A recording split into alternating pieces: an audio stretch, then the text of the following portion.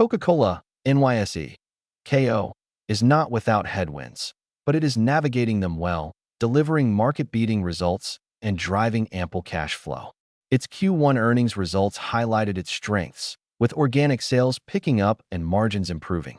Among those strengths is its reliable cash flow, which underpins a healthy capital return. KO stock tends to trend higher over the long term, and, despite a post-earnings surge, still presents a buying opportunity in early Q2 2026. Dividends and buybacks help with leverage.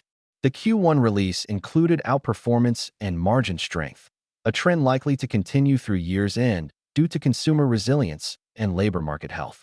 Coca-Cola stock trades at value levels in 2026. Trading below its long-term PE average, this stock could rise by 2 to 7 price multiples over the coming quarters and then sustain the higher valuation going forward. In addition to its position as a healthy dividend stock, it is a great diversifier in a world dominated by AI. The stock has a low beta below 0.2x, which means it can help reduce portfolio volatility while providing steady income. Evidence of KO's buy-and-hold quality can be seen in its institutional activity, which shows that institutional investors bought KO stock throughout the Q4 2025 and Q1 2026 tech market consolidation.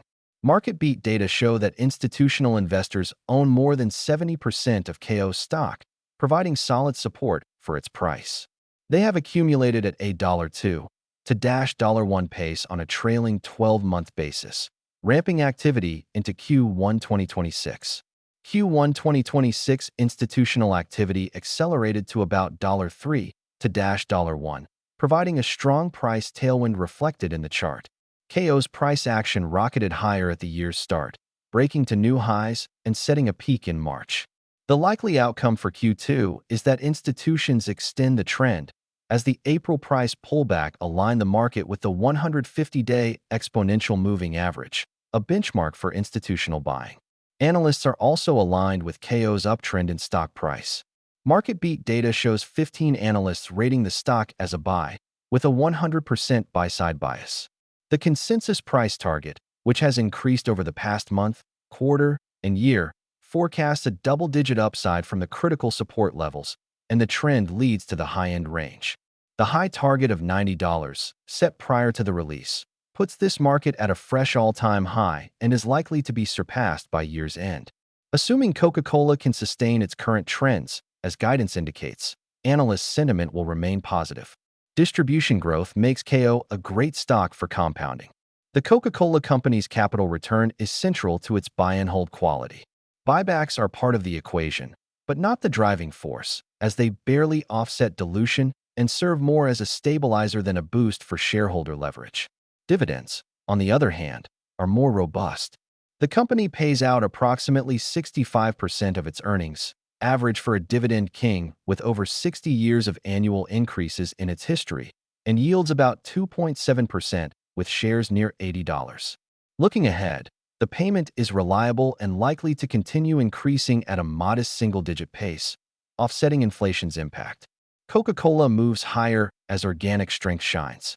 Coca-Cola had a good quarter, much better than it may appear, because the growth is organic. Acquisitions are fine. They boost top and bottom line figures and build leverage for future growth spurts and/or business recoveries. But organic growth is best. It reflects strength in core markets and increased by 10% in Q1. Organic growth was driven by an 8% increase in concentrate sales and 2% increase in price and mix. Concentrate sales were impacted by days and timing, but that's always a factor. This time around, the impact was favorable and core strengths are also present. Margin news was also good. The company widened gap and adjusted margin, with foreign exchange tailwinds adding hundreds of basis points to the operating income. GAAP operating income increased by 19%, adjusted operating income by 12%, with the GAAP and adjusted EPS both rising by 18%.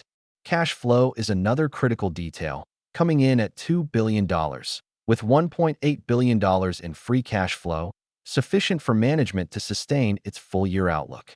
While not a robust catalyst, a sustainable cash flow and capital return outlook is all this market needs. Catalysts for KO include gains in market share.